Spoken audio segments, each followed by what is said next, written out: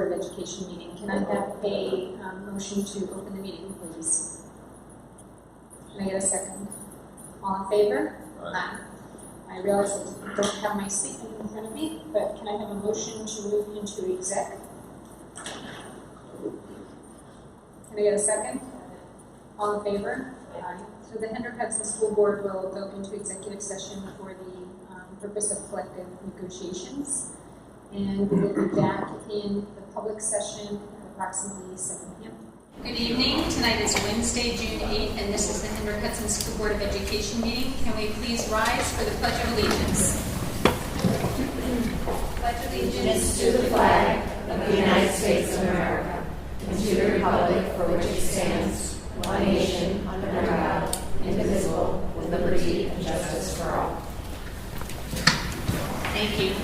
The board has just been in our executive session. We're now back in public session, and our first order of business is to approve the agenda as stated. Can I get a motion? So moved. Can I get a second? All in favor? Aye. Before we do the consent agenda, we have a recognition this evening of our Future Business Leaders of America students. Yes, I'd like to welcome one of our high school teachers and our advisor to the Future Business Leaders of America Club, Jan Jacks, to introduce the student she has with us in the competition that they recently returned from, and give us an overview of FBLA, what it is, what they do, and why that's so important. So, thank you so much. Again, my name is Meg Jandersitz. I'm the advisor for Future Business Leaders here at the high school. Since the club is primarily run by the students with a little bit of guidance from me, I'm going to hand it over to them to talk about their involvement in the club. Hi everyone, I'm Mitch Mystery, I'm a senior. I'd first like to thank the Board of Education and Administration for the support of FBLA, and I'd also like to thank Mrs. J for being a great advisor for the past 4 years. I've been a member of FBLA for the past 4 years since freshman year, but I've been involved for a lot longer. My sister was actually in the club, and she kind of pulled me into fundraising and all the other events that they did, so I've been involved for a while. And she's the reason why I joined. She convinced me, so as soon as freshman year started, I kind of went to meetings, and it changed the path of my life. I'm going to Northeastern in the fall, and I will be majoring in computer science and economics, and without FBLA, I probably would have never considered even thinking about economics or anything business related. And through the past 4 years, I've participated and placed at states, and even went to nationals in San Antonio in my freshman year, and I'll be going back again this year to Chicago, and hopefully I'll place in entrepreneurship. For the past year, I've served as the state parliamentarian for New York State FBLA. So we serve thousands of members in New York State FBLA, and I work with a lot of the other officers on the national level, and it's been super cool learning from all of them. I've learned so many lessons and made priceless memories and even lifelong friends. Some of my closest friends are from FBLA, so I'm super blessed to have them. And I'd just like to thank you all for having clubs like FBLA. It's what makes Hendrick-Hudson special, and just want to thank you.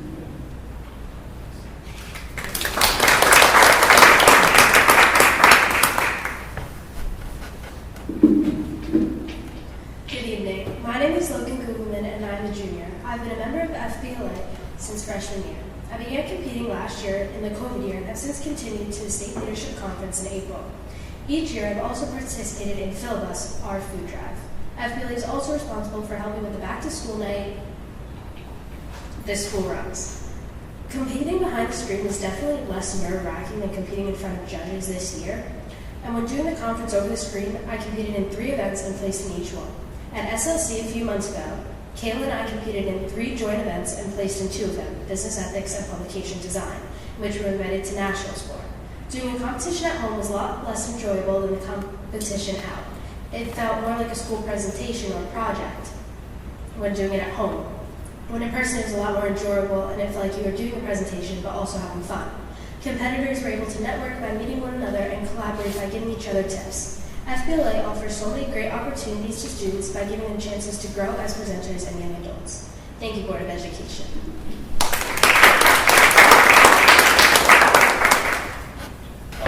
Hello, I'm Peter Gosek, and I'm also a junior. Like Logan, I joined FBLA as a freshman, and I planned to compete at the State Leadership Conference that year before COVID derailed things.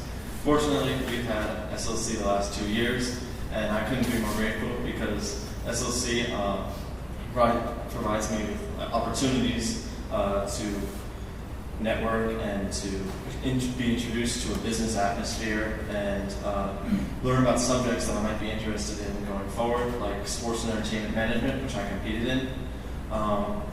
And I think as someone who's been part of the business program in our school and who might be interested in going to the business field after high school, I thought SLC and FBLA as a whole was very helpful in contributing to my education in business and honestly inspiring me to maybe go into that field. And I'd like to thank you guys for allowing this club and all the opportunities it brings, like SLC and like our Philibus fundraiser, to go on.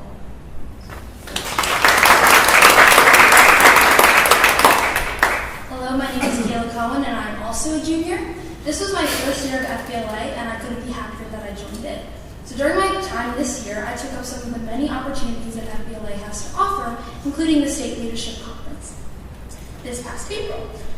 At this conference, as Logan said, we were very successful, but we also made lasting friendships that I'm sure will continue into the conference next year. And with this being my first year, I was truly surprised at how fun and helpful FBLA is. While it was nerve-wracking to present at the conference in front of judges, I know for certain that my experience doing so will help me in my future endeavors. Additionally, SLC allowed me to see how close-knit FBLA is, making the experience even more enjoyable and memorable. Thank you again, Board of Education, for allowing this club to run in our school and giving us opportunities like SLC, because it definitely changed my high school experience for the better.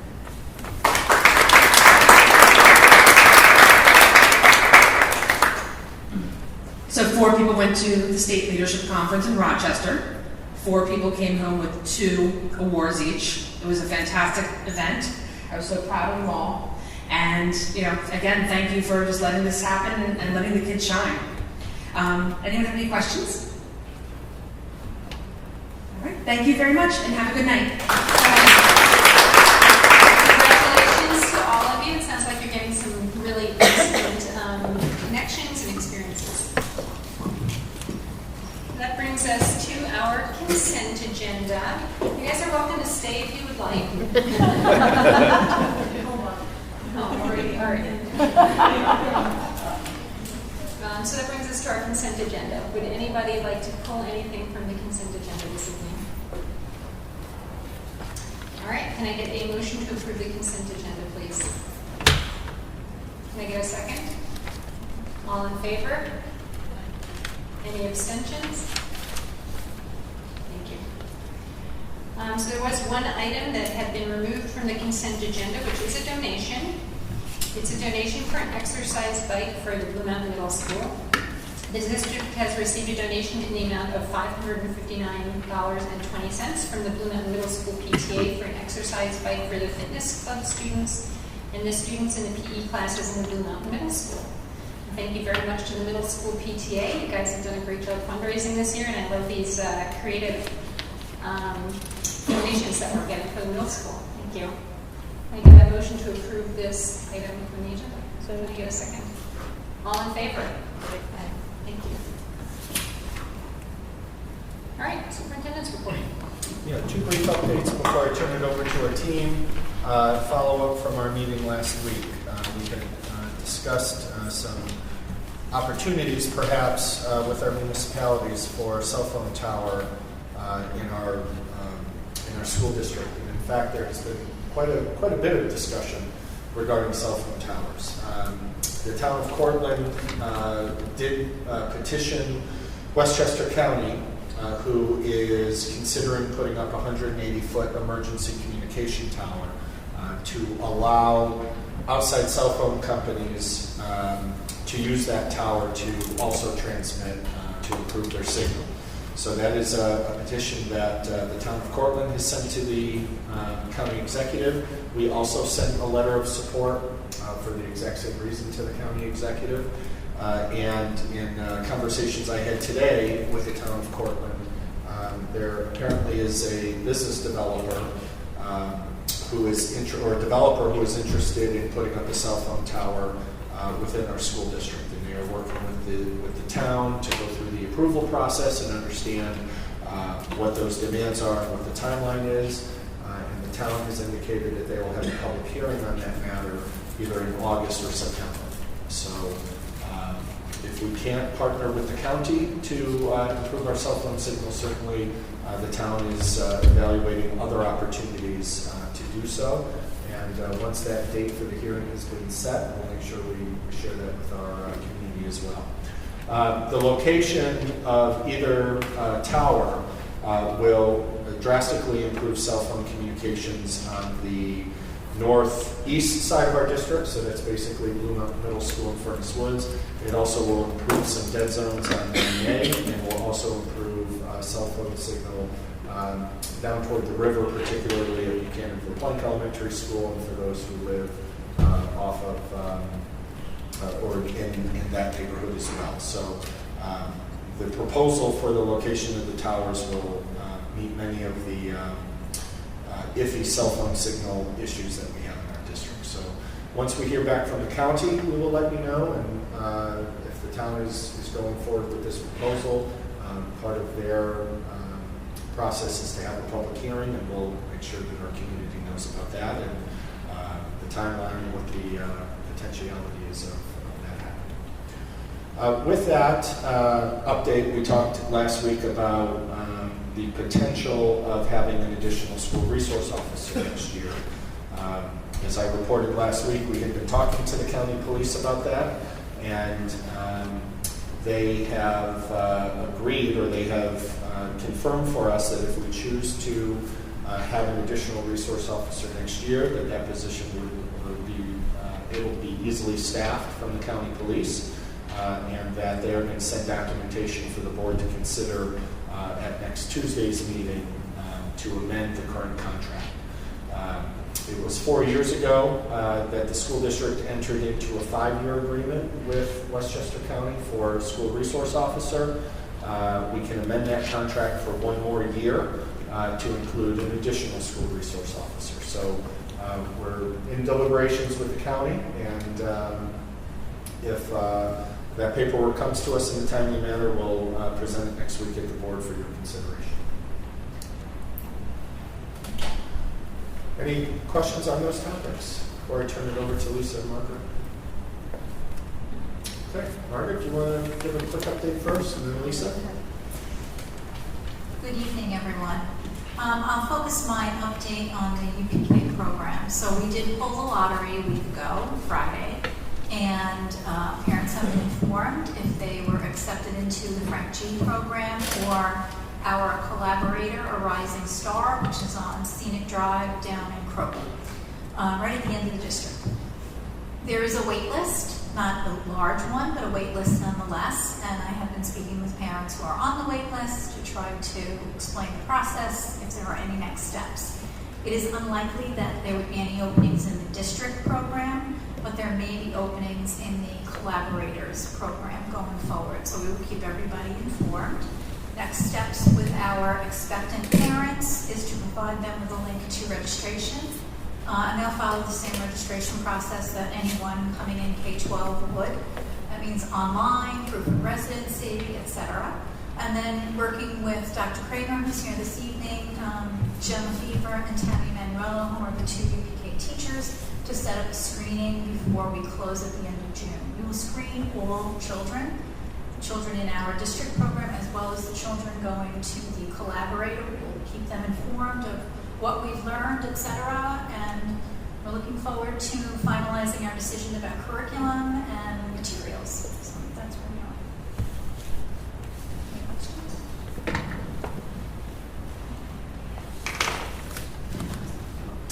Hi, everybody. So I'm going to talk a little bit about our work-based learning project that we have going in the district.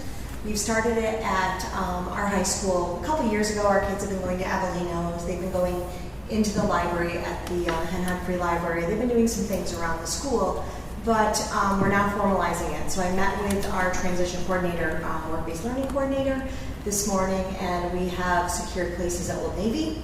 and the Hen Hut for your library, of course. We are in Premier as well. We're hoping to expand from the gym into the restaurant. And she has a couple other sites that she's just waiting to get confirmation. One is actually going to be us partnering with a post-21 or adult service for our students.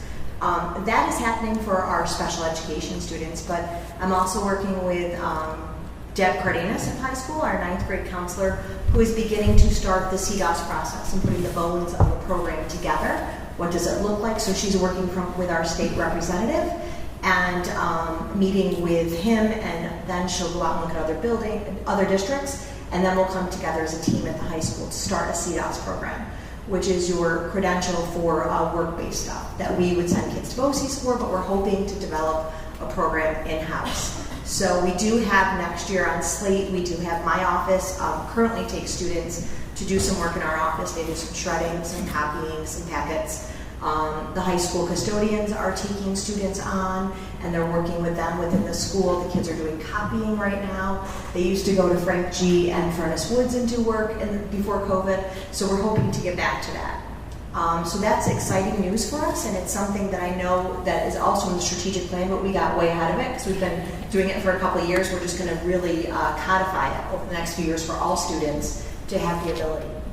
The other thing that's very exciting in our middle school is, excuse me, I've worked with Mr. Owens about 6 months ago and Mr. Marlini to work on developing a room very similar to our high school Saturday room for our students, to work on ADL skills, our washing and drying, and how to do daily living skills and task bins, and just skills that our kids don't have. And I'm not talking just special ed kids, I'm talking all kids.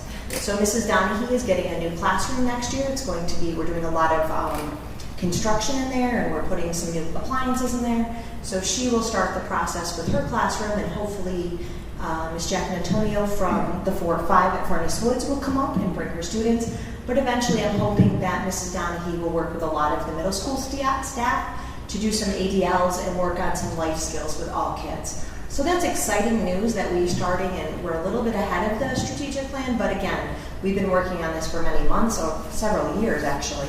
But it has really come to fruition. It's very exciting for all. So I'm very excited to see what happens and next steps once we get the kids involved. Any questions?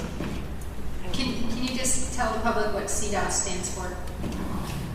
Lisa, why don't you go ahead? This is Lisa's great thing. I waited for her to do this the other day. Career Development and Occupational Studies. So there are specific standards for the Career Development and Occupational Studies. Usually you'll find them at BOCES. You don't really find them here. Maura Koch did do some of those with her CTE degree. So that was happening to a certain extent here in the school, but this will be a little bit more in depth. I love that we're expanding these programs so more students can experience them. Is it a unpaid internship that they're just doing for the experience to build a resume, or is there any compensation? It's going to depend because there's different ways of getting compensation. When I was a BOCES employee, we actually paid our kids. It's a little bit different when you're in a public school versus BOCES. So we do have an opportunity for students with disabilities. There's a couple different tracks, is Access VR and OPWDD. So Office for people with developmental disabilities works with our students that have IEPs. Access VR is anybody that has a disability. It can be a 504 plan student, so it can be anybody that has a diagnosis before the age of 22. They can get support through Access VR. And Mrs. Cardenas is also the one that makes sure all of our families in the high school are getting the Access VR paperwork. We used to wait till the junior year. They're now telling us to start in 9th grade because there's work training, there's training for how to get your license, so they'll work with you. There's lots of different coaches for students that have anything from basic anxiety up to ADHD that's that's really high and intense. So it really depends on what the disability is. So all of that is happening. And through OPWDD, for students that have an IEP, there's also called the Employee Training Program. So students get paid through that the last 2 years of their school, 19 to 20, 20 to 21 before they exit, and they get compensated through the state. So they do get compensated, but we as a district can't pay students but they are getting the experience, and a lot of times I'm hoping, I have one student right now, I won't say where, but I'm hoping they hire her. I would love to hire her here as a custodial staff because she is so good.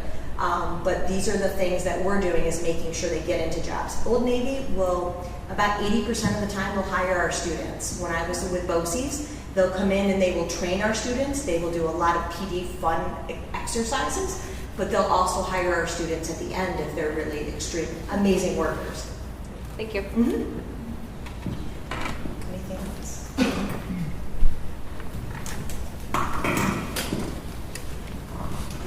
Okay, that was a good anything else, right? All right, that will bring us to our presentation, which is our elementary academic program update. So I'm going to have Margaret introduce our esteemed panel of speakers and kick off our presentation. We have Josh Cohen, Cindy Kramer, and Donna Teresi with us to give the board and the public that's here and watching at home an overview of this year. As everyone understands, this was still not a normal year. We're still technically in a pandemic and operating under some various guidance from State Education Department. And while the needle is moving and we're moving away from a lot of the mandates that we've had over the last 26 months, we do believe that a return to normal is on the horizon. But entering this school year, particularly at our elementary schools, our focus was on student support, professional development, and supporting students socially and emotionally. And I'll have Margaret introduce everyone. Yeah, so very much, I think the four of us would agree that this is a COVID recovery year. We started the year by really wondering how students would be returning to us, both academically and, of course, socially, emotionally. Some not have been in school, in a few kids in a year. Some kids have been in and out. So we, I think, worked hard to be prepared for both supporting those two aspects of our children. And I think, as we'll hear tonight, that we've certainly done a very good job of that at the elementary level, and we'll talk about secondary next week. So I think, in order, that it's Donna first, am I correct? So Donna, and then I think it's Josh and Cindy. Okay.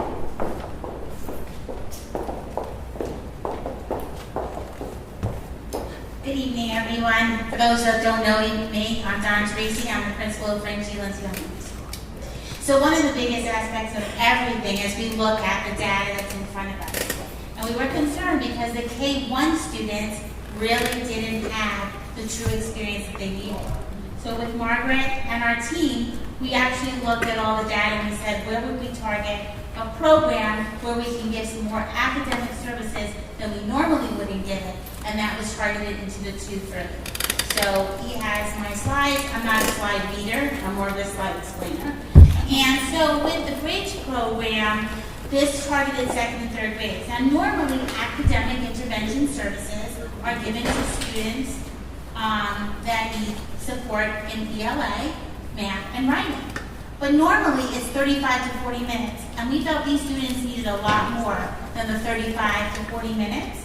So we gave them what was called an hour and a half, which was really a very data-driven. We actually looked at the individual students. We catered into, we looked at where they would be both in phenomic awareness and comprehension and their writing skills.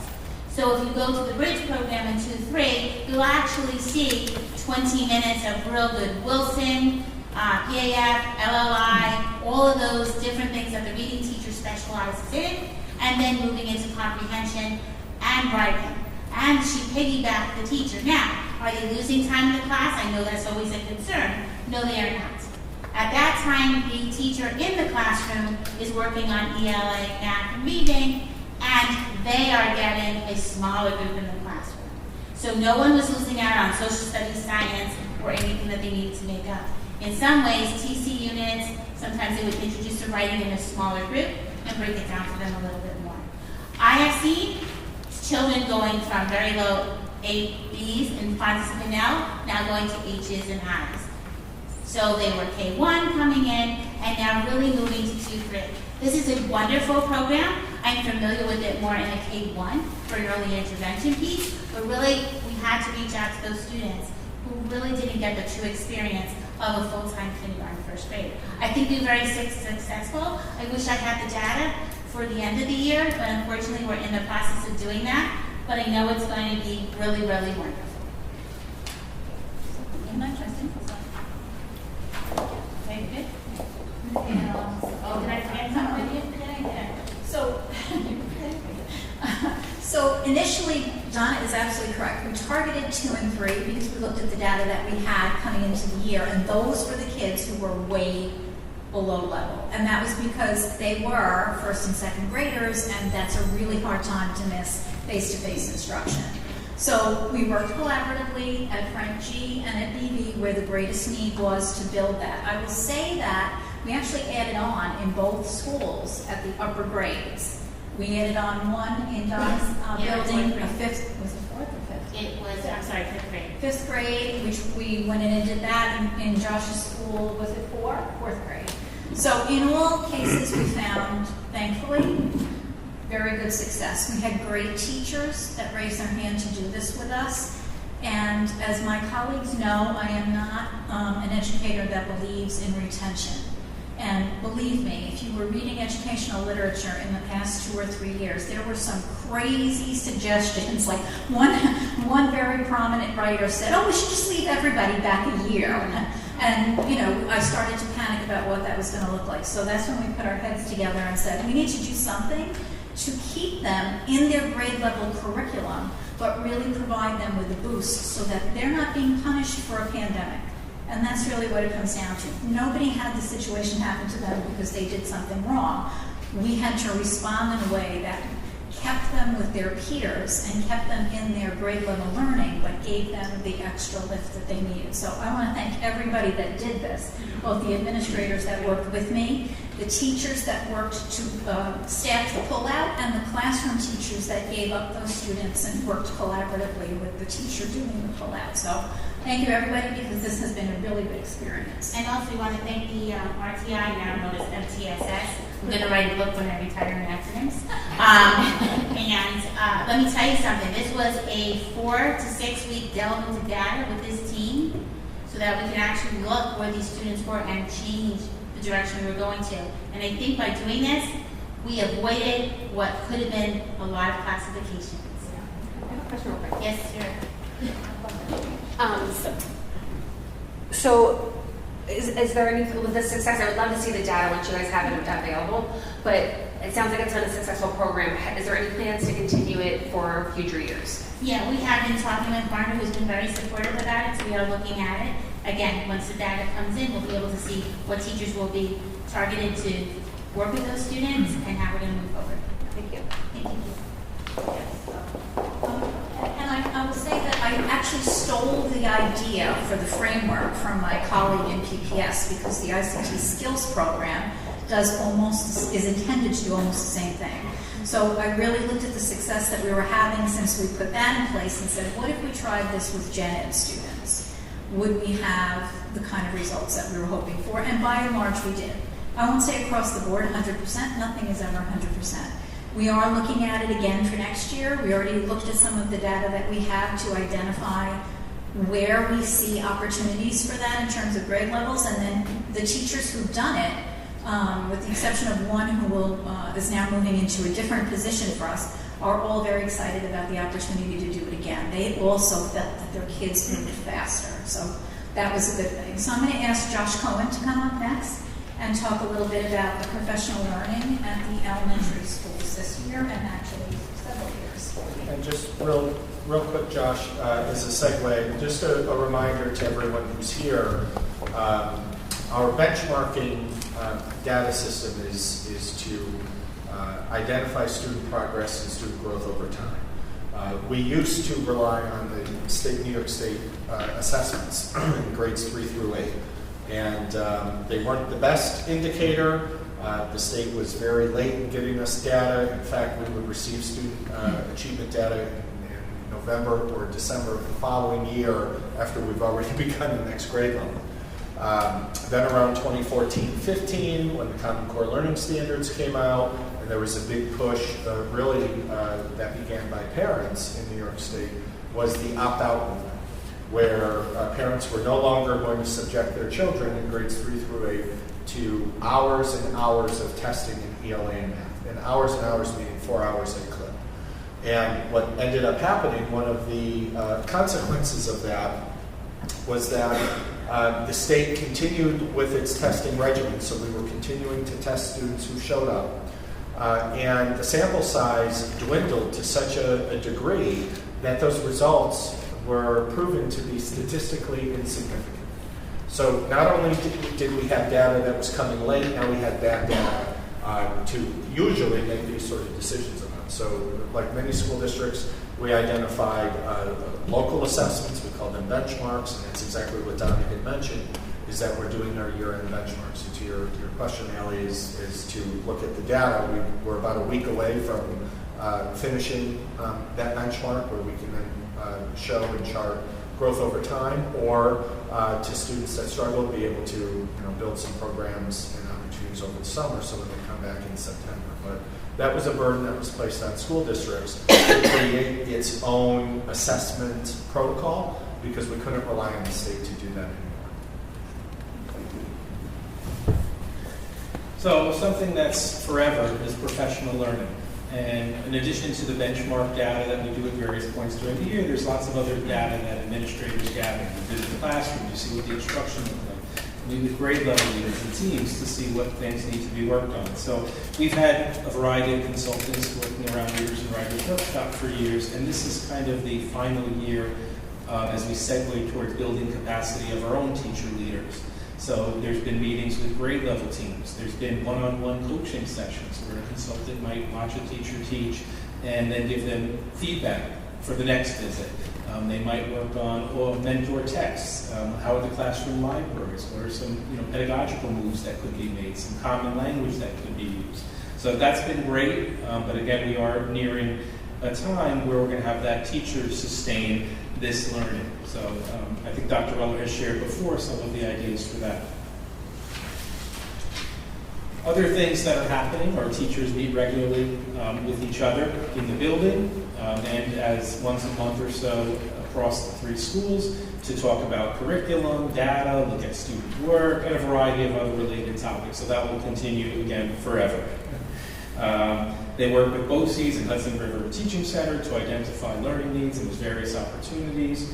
And most recently, there was a handle of care training in the Furnace Woods Gym, and that was elementary-wide at the May 23rd release.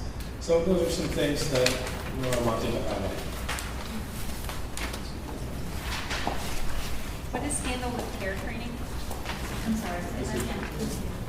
What's handled with care training? That is our de-escalation verbally that we use with all of our students, and if we have to, we restrain them, but we very rarely will put our hands on students. We try to verbally de-escalate. So we train anybody in the ABC class, from aides to teachers. Social workers are all trained.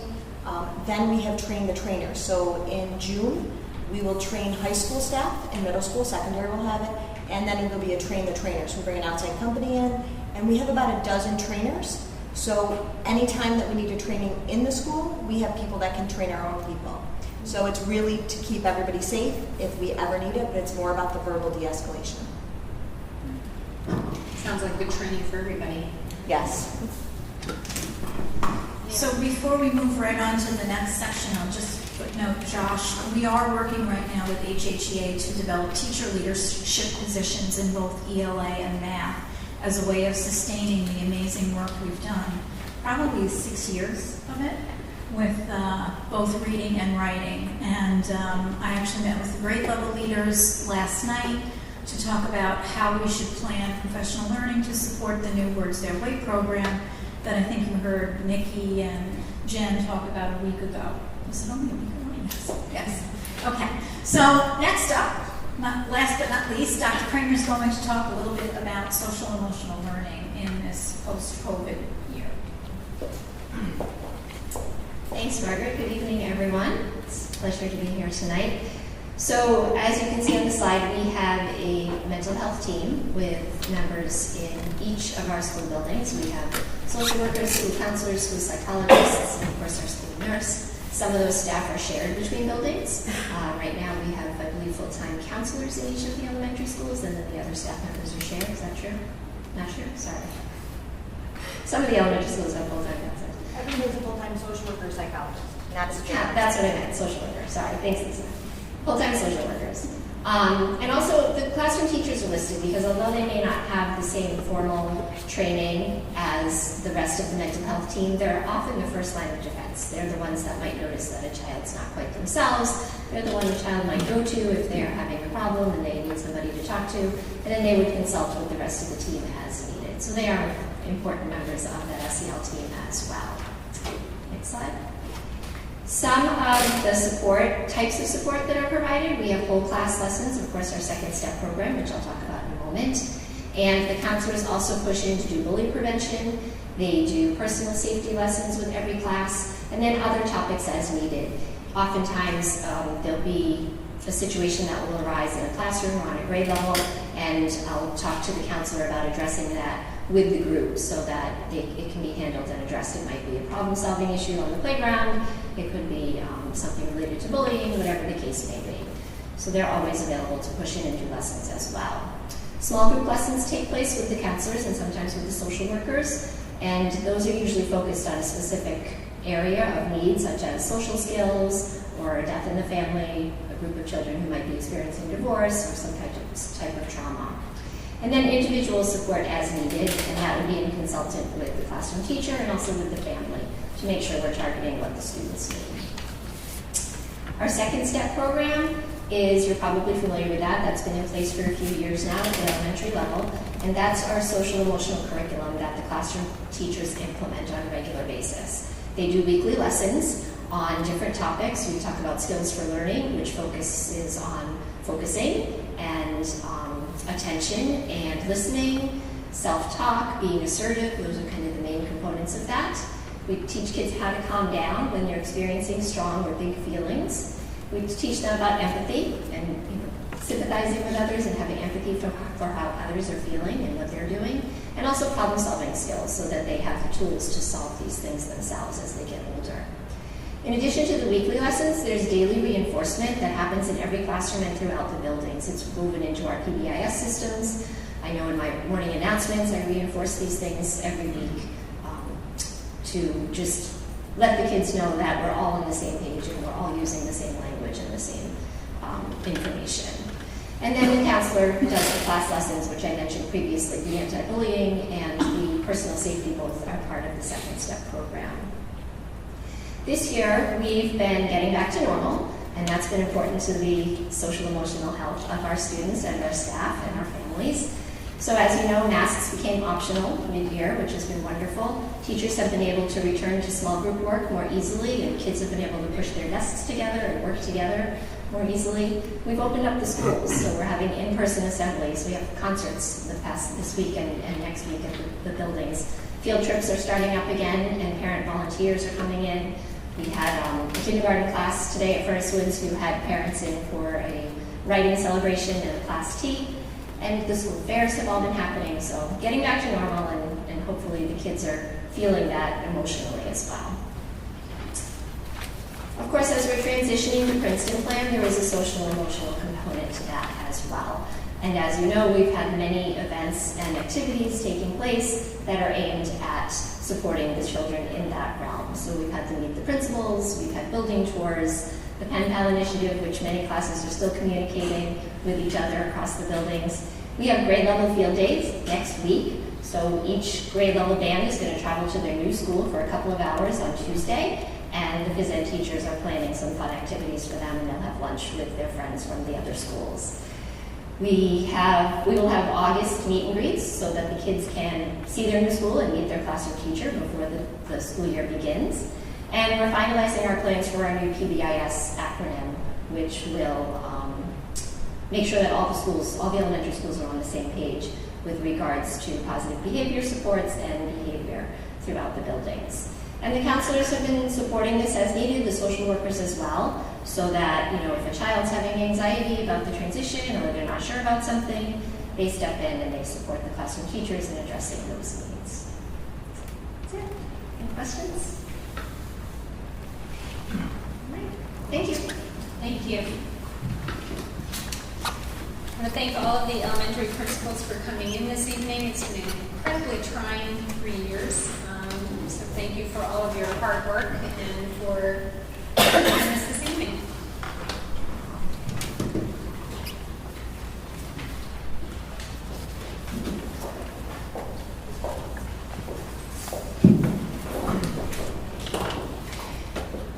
So that brings us to our first audience comment section. At this section of the meeting, we do invite the public to make comments to the board. In order to make comments, each speaker should sign in with the district department prior to commenting. When called, each speaker should step up to the podium, state their name and affiliation if applicable prior to starting their comment. Letters, petitions, or other written material should be handed to the district clerk prior to their commenting. Each speaker is permitted 3 minutes for their comments and must be recognized by the board president. All comments should be directed to the board. The board will listen to comments but will not necessarily debate or discuss items.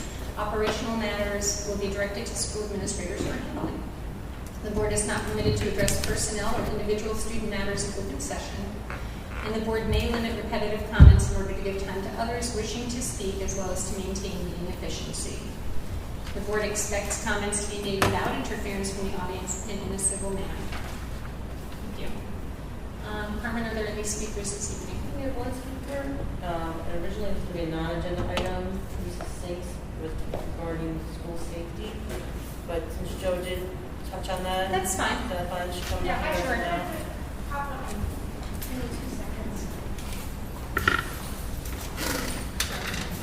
Hi again, I'm Therese Sinks. I have a 5th grader at FGL and a 6th grader at Blue Mountain.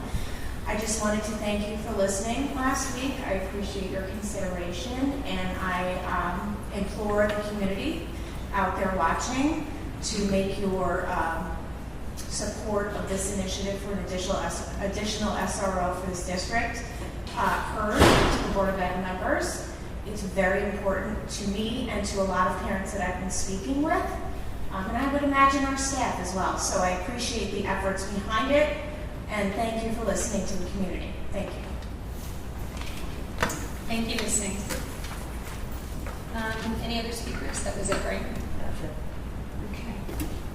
That will bring us to our committee reports, which is not policies.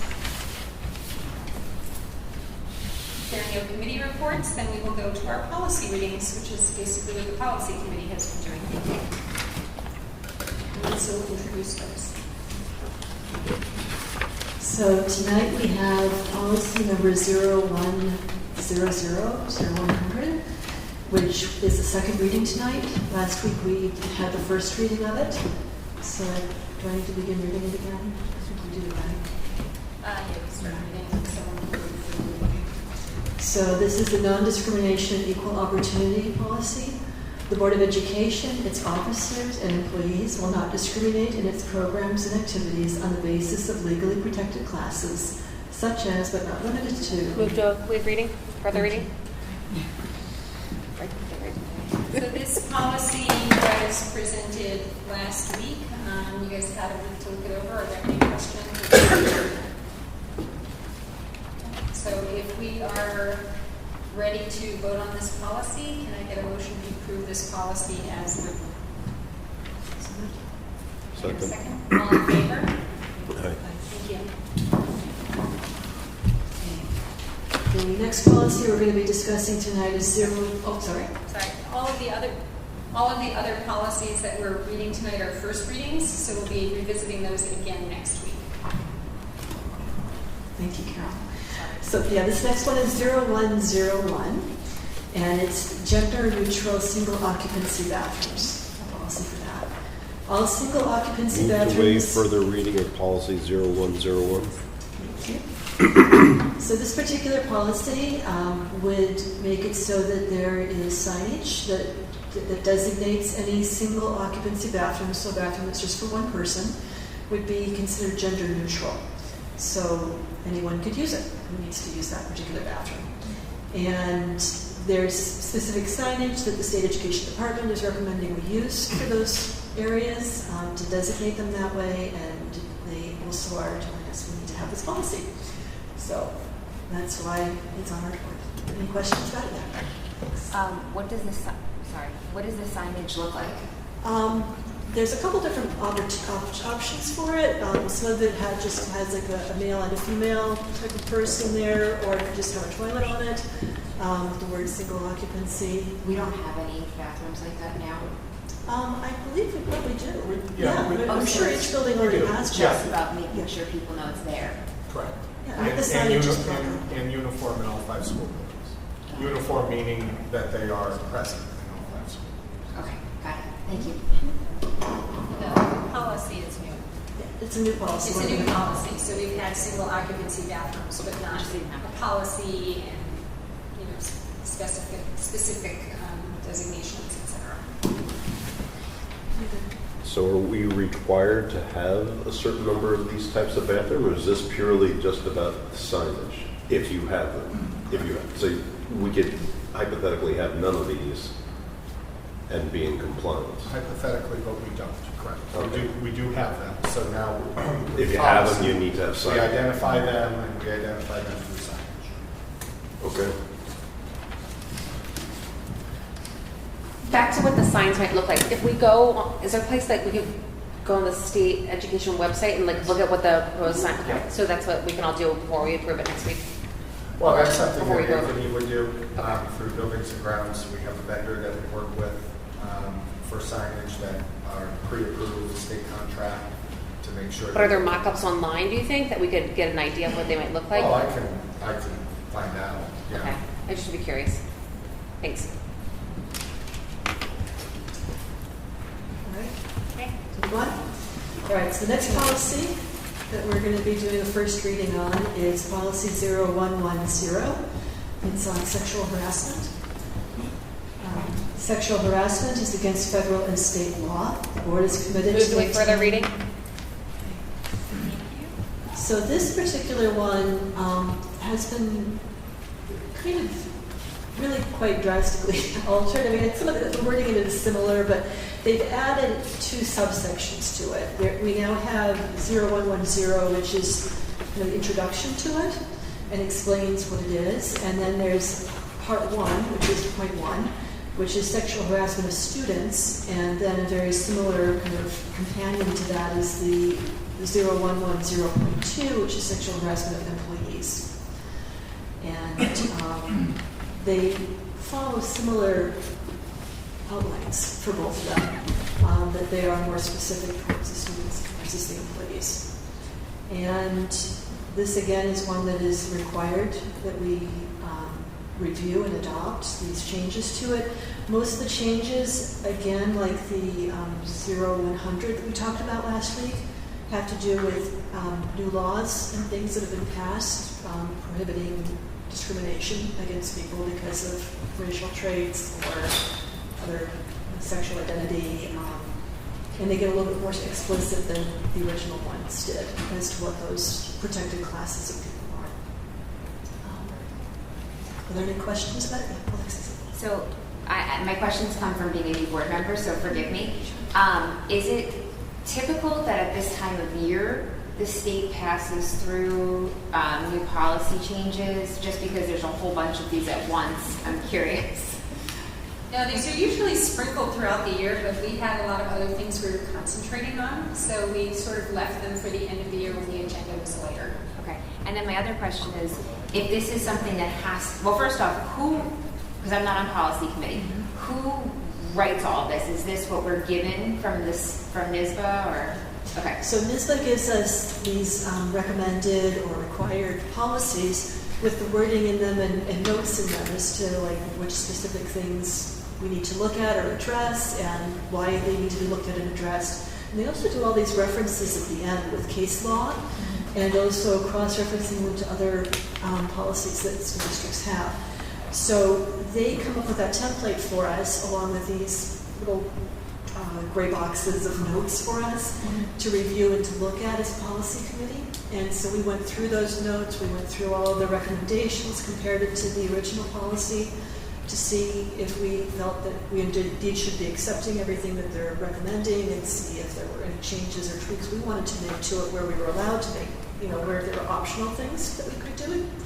And then we came up with what's being presented tonight. Okay, and if they have to set Sorry, let me just add to that. So depending on the policy, we might have experts from the district come in and advise us as well. Like if it's a healthcare policy, we might have some of the nursing staff come in to advise us, or Joe will usually pull people in if it's technology related. Our technology director will speak to us about it. So sometimes there is some wiggle room in the policies, and sometimes there's less. In these policies, there was a bit less wiggle room. And the NISBA lawyers wrote these as templates for the different school districts, and then there were only a couple places to tweak depending on what kind of services or what kind of programs you had in your district. Okay, and not that these are controversial or anything like that, but my question is, if we have to adopt them, as a board, why do you vote on it? Because it's required that we vote on it. So let's just say we were like, no way, we're not adopting this. Then what happens? Then we would be against state law, legal statute. Yeah.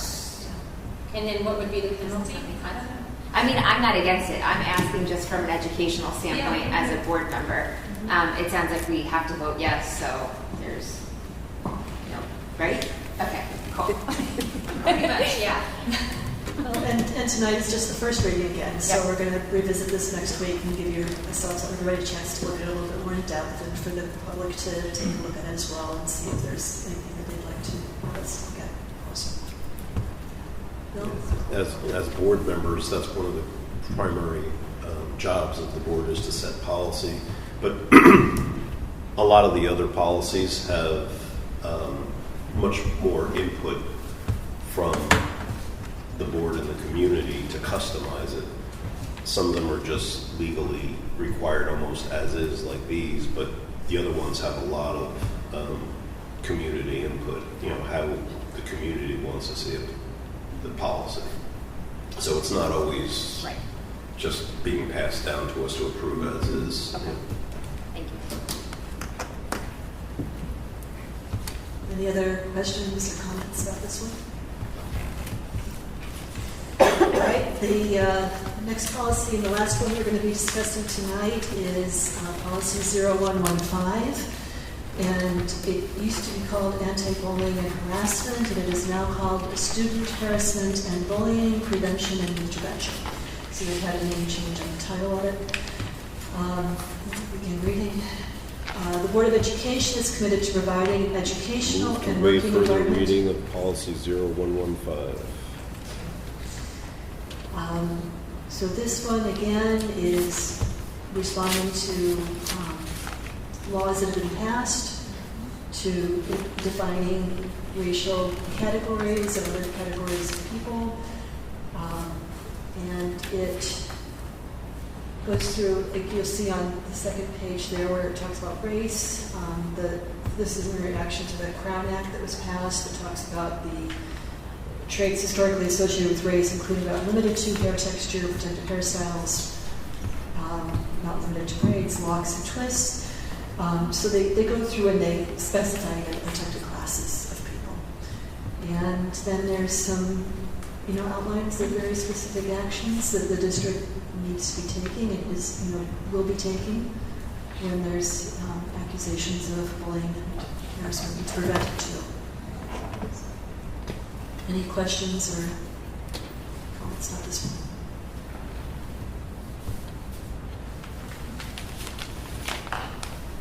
Okay, thank you. So those few will be revisited again next time. If you have any, if you look these over in the interim and you have any questions about them, please bring those to the next meeting, or you can let someone on the policy committee know if it's something that's easy to answer and we'll be able to answer it for you.